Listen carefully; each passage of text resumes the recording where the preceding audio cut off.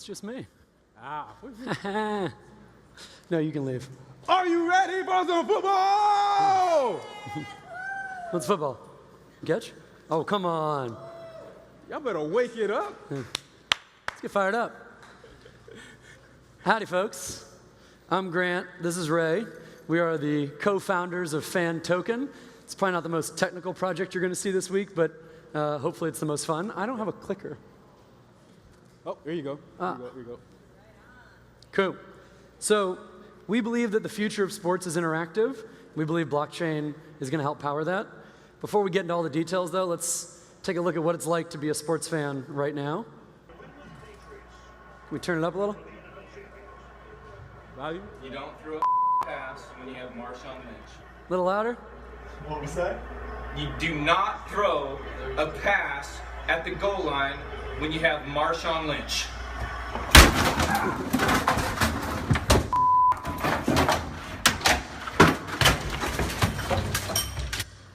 As a 49er fan, it's always fun to see a Seahawks fan get angry. But as a sports fan, we all know what that's like, right? We've all been there, yelling at the TV, wishing they'd done something different. Now, that's me 25 years ago, not very far from here in my driveway. That's also the closest I ever got to being a professional athlete. Well, see, I'm a little different. I was destined for stardom. I mean, you can look at the hair and tell that was real. But for real, I was blessed to play in Oklahoma on the USA Today National Championship football team, and I got a ton of scholarships, went to the University of Tennessee, played there for 4 years. My senior year, Peyton Manning was the offensive captain. I was the defensive captain, and it was nothing better than walking out on Neyland Stadium with 100,000 people screaming your name, Ray, Ray. And they were really saying Peyton, Peyton, but that's what I heard. Was able to go on to get drafted to the New York Jets. Bill Parcells was my head coach. Bill Belichick was my defensive coordinator and defensive back coach. So I learned a lot about football. But see, now that I'm retired, I got a lot of friends that think they know more about football than I do. So me and my partners, we bought an indoor football team, and we allowed the fans to run it. We bought an indoor football team in the IFL, and we allowed the fans to do everything.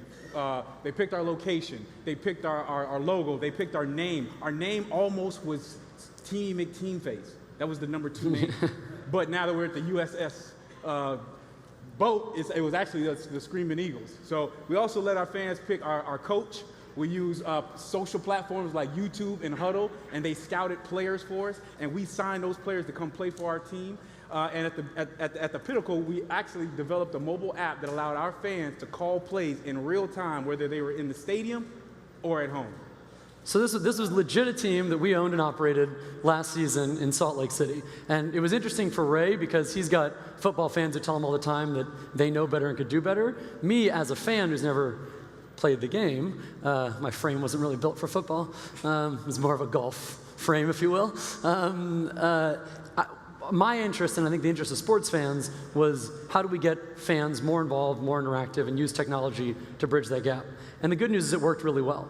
So from a football perspective, our team did great. We had more 4th down and 2-point conversions than any team in the league. We were the number 3 offense in the league, where we were playing against teams that had been established and been around for a while. Our quarterback won Rookie of the Year. And from a business and digital standpoint, it worked phenomenally well. Most teams in that league average between 1,000 to 1,500 streams of their games. We averaged 100,000.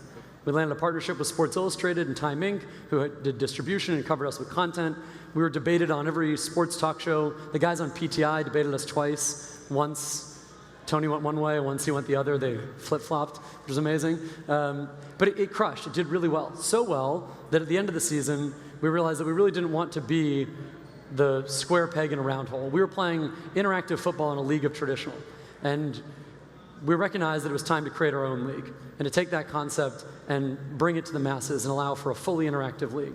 So we are launching the Fan-Controlled Football League, which is the first application of the FANToken. We're going to get to that in a second. What's really cool about the FCFL is that even though we haven't even started playing games yet, it's garnered a ton of love and attention and hype.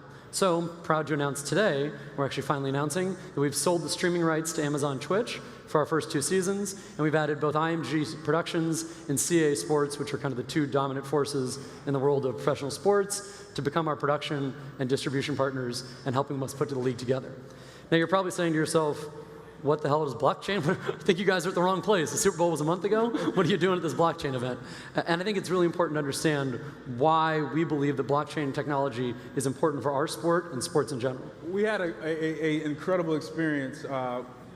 Former All-Pro defensive end Greg Hardy, he got kicked out of the NFL, and he was trying to reignite his football career. He's seen all the exposure that we were getting, and he called us and said, hey, I would like to use you guys as a platform to reignite my football career. Well, we were kind of on the fence with it, but we said, you know what, let's put the vote up to the fans. And 51% of the fans said no.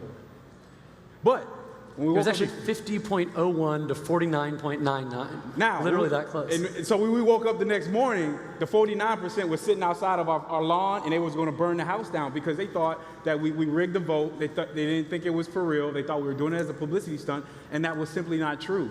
But now, utilizing blockchain technology, we open up transparency of all votes and have a digital ledger so everyone can see that their vote counts. Imagine how frustrated that fan was in the first video, and he wasn't the one who called the play. Now, if he thought that he'd called a pass play and a run play and we'd pass the ball, he'd lose his mind, right? So the beauty of using blockchain is that we can actually use a distributed ledger to make that fully transparent. So all of the individual play call votes will be done on the side chain, and we'll publish the actual core results of votes to the public ledger at the end of each vote and end of each day.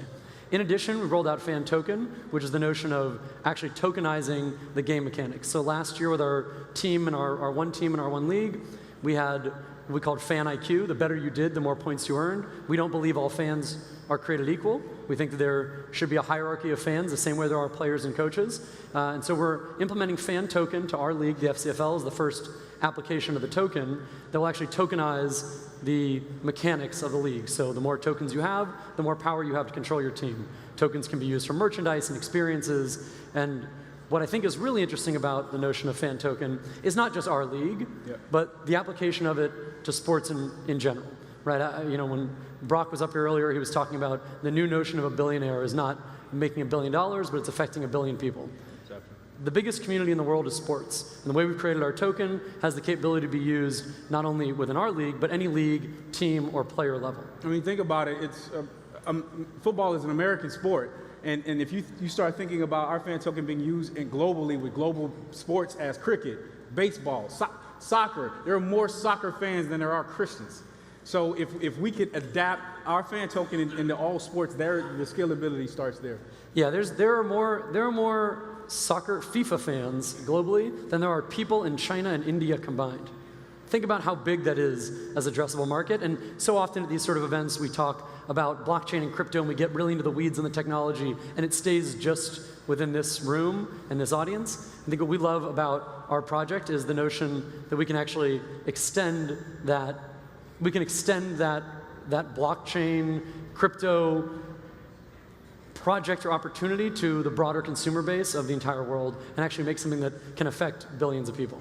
With that said, the technology is really important. We have an awesome tech team. We've onboarded a great group of advisors and partners from New Alchemy to the Bancor and Blockchain IL teams, helping us with token models and blockchain technology development. We are in pre-sale mode for our ICO. We were the first ICO, first and only so far, to launch with Indiegogo, which is obviously much more of a consumer-friendly platform. We had a $5 million public pre-sale cap. We hit it in less than a week. We're now in private pre-sale mode, ramping up to our token sale. So if anyone's interested, you can come find us. I will leave you with a quick video of what it was like last year for our team when the fans are in control. Hey guys, we've got another one of Turn our it up offensive coordinators up here. This is Ben. This is Noel. 4th down, big play. What are you calling here? I'm going to pass. We still got 11 yards to go. I don't want to see him kick yet. I want to see him pass it in. Kind of a rough start out there, but it seems to be coming back now. What do you think? Yeah, I'm actually pretty encouraged. You know, fans are doing pretty well to get a couple good drives in there. We're getting better.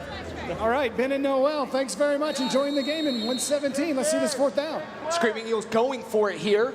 Verlon Reed drops back, lots of pressure, looking deep into the end zone. Yes, touchdown! What a great fan play call. What a great fan play call. Derwin Lauderdale again. Pretty awesome fan call. Thanks a lot, everybody. Appreciate it. Thank you, guys.